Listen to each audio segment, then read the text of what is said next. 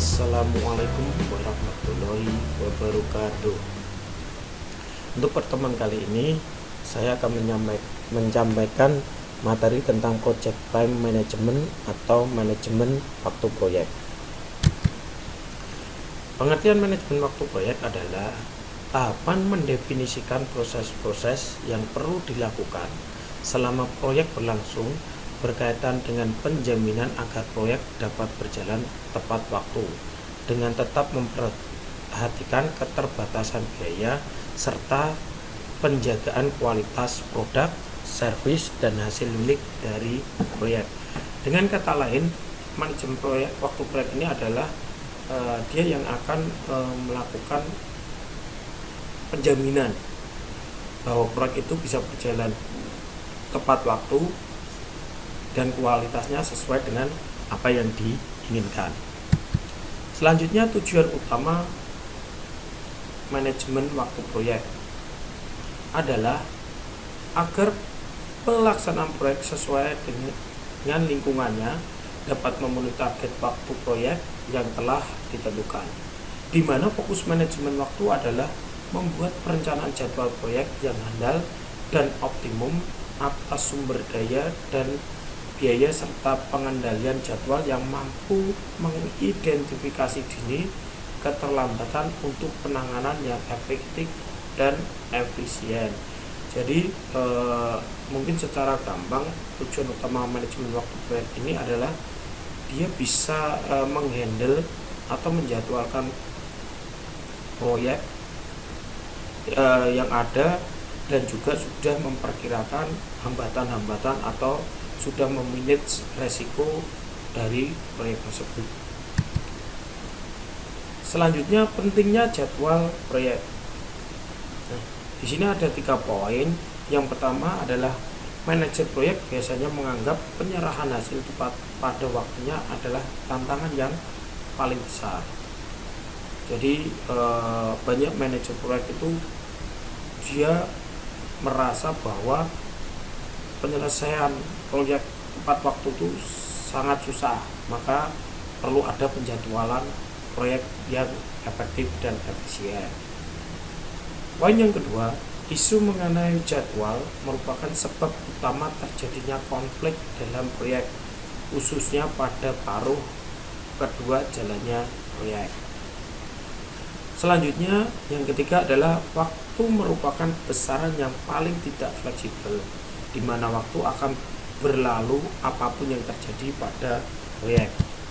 Nah, di sini ada tahapan manajemen waktu proyek yang terdiri dari 6 tahapan. Yang pertama, mendefinisikan aktivitas. Yang kedua, pengurutan aktivitas. Tahapan yang ketiga adalah estimasi kebutuhan aktivitas. Tahap keempat, estimasi durasi aktivitas. Dan tahapan kelima, membangun jadwal, serta tahapan terakhir, mengendalikan jadwal.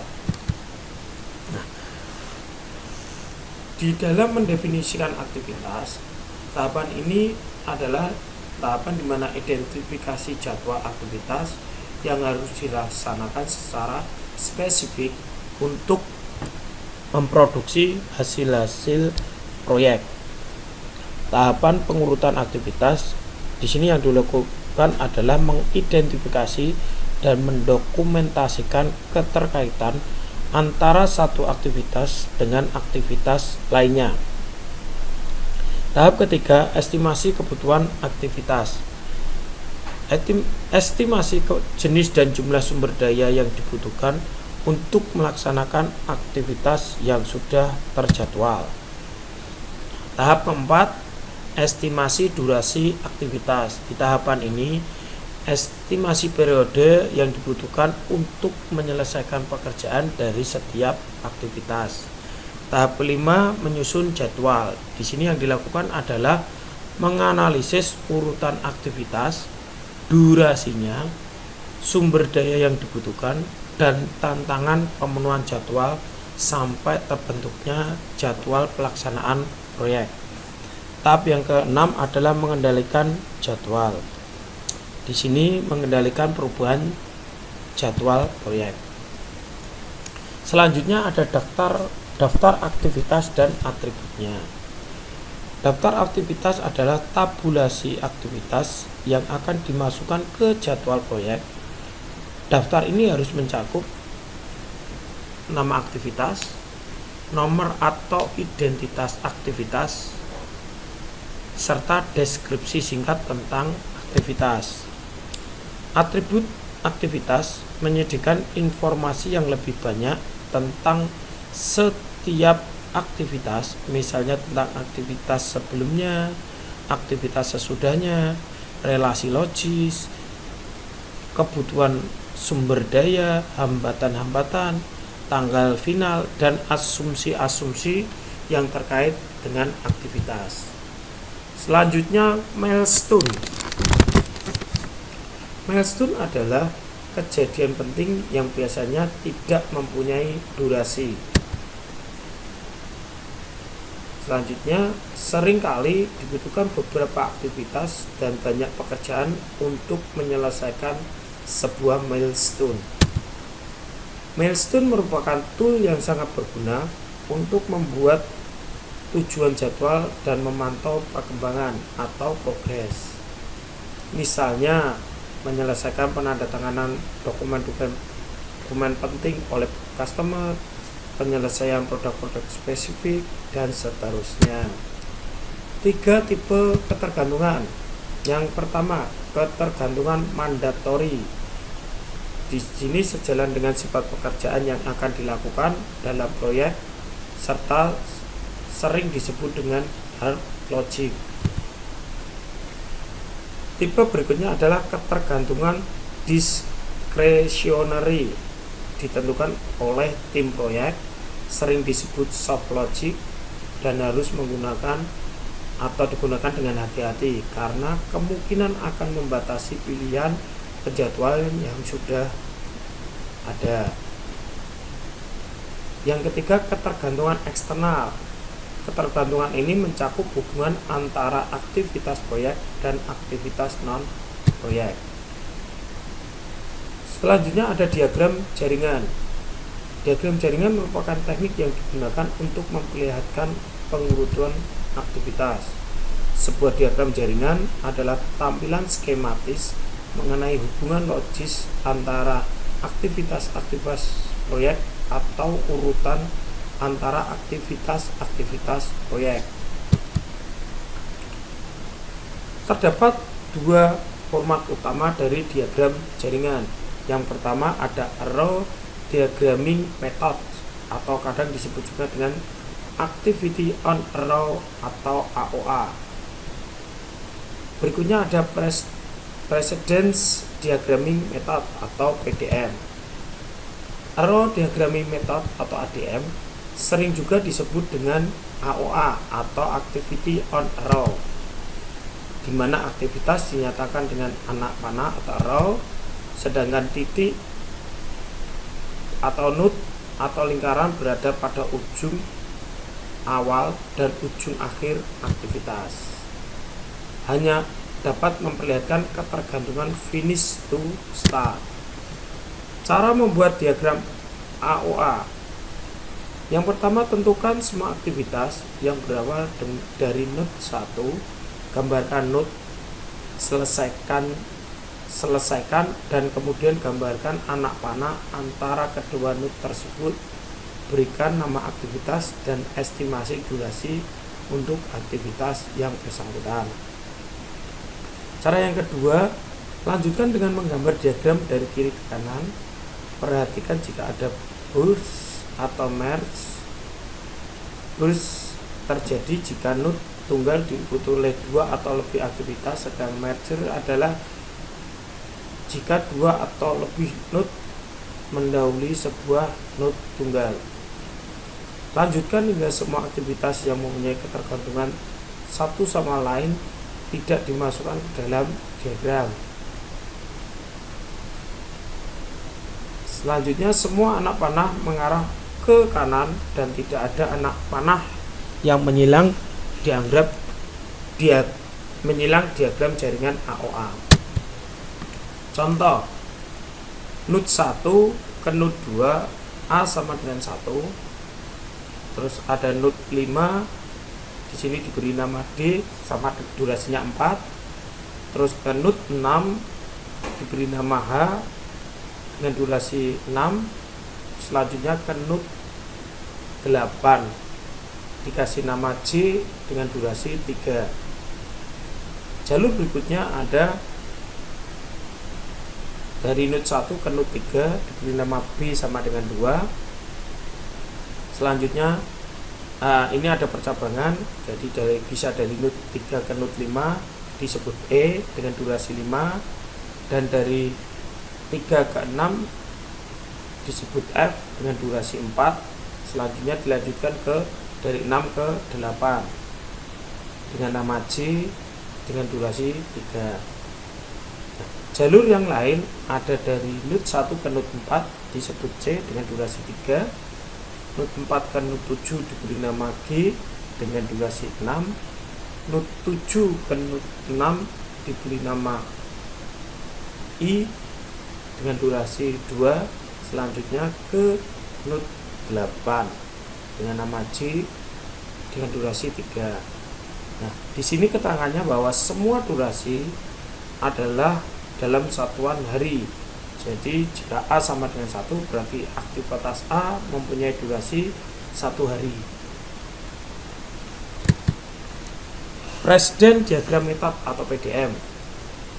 Aktivitas di sini aktivitas dipresentasikan oleh kotak-kotak, di mana tanda panah menunjukkan relasi antar aktivitas. Lebih populer dibandingkan ADM dan banyak digunakan dalam manajemen proyek perangkat. Di sini PDM lebih baik dalam memperlihatkan berbagai tipe ketergantungan. Nah, ini ada contoh PDM networknya, bisa diperhatikan.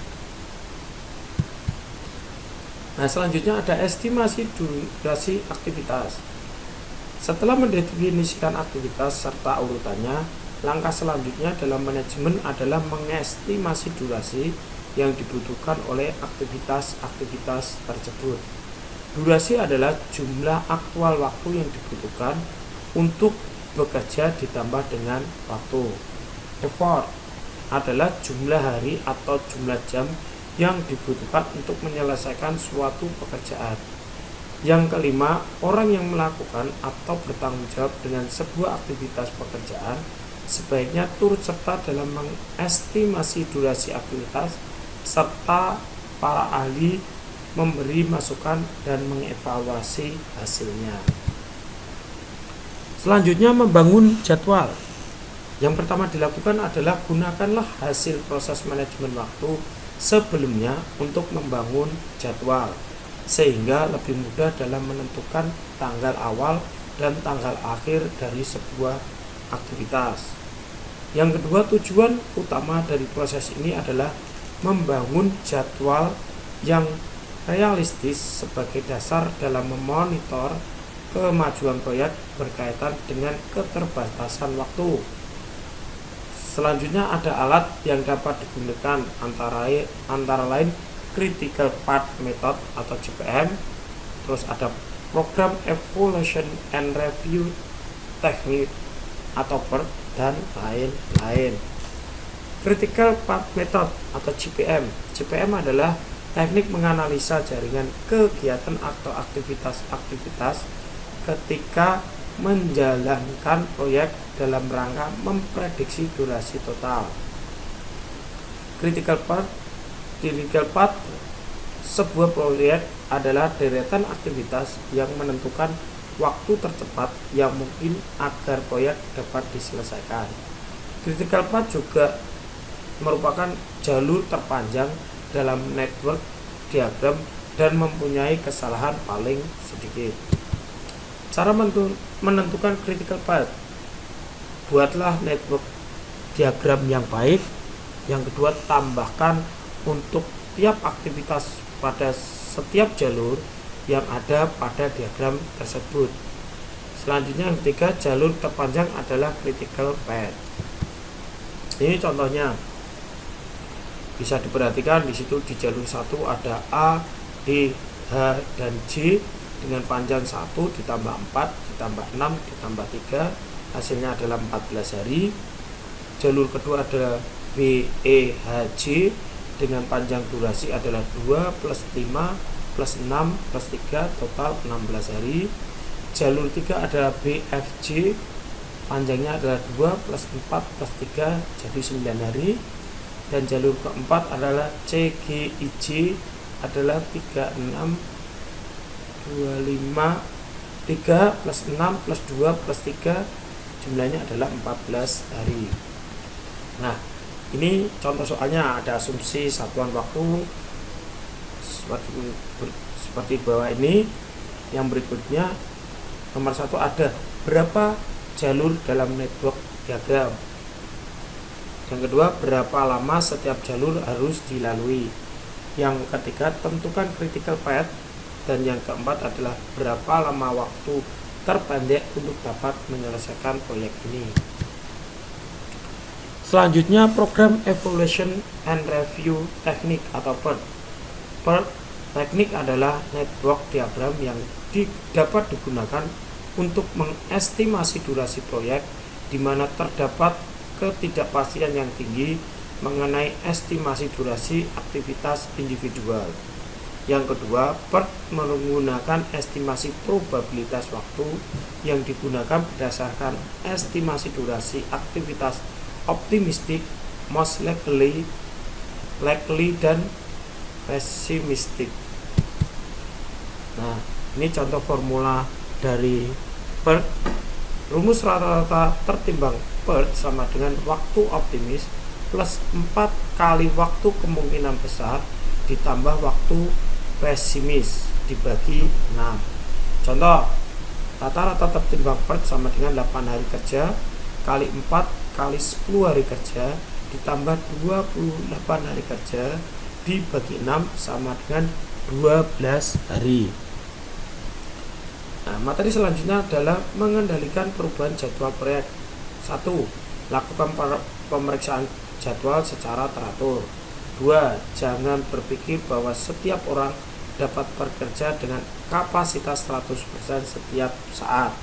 3. Lakukan rapat yang menyatakan kemajuan proyek dengan stakeholder dan nyatakanlah keadaan dengan jelas dan jujur dalam mengkomunikasikan isu-isu yang terkait dengan jadwal.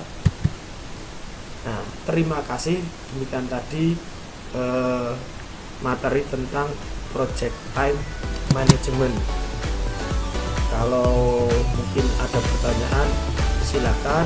Saya akhiri dulu untuk pertemuan minggu ini. Wassalamualaikum warahmatullahi wabarakatuh.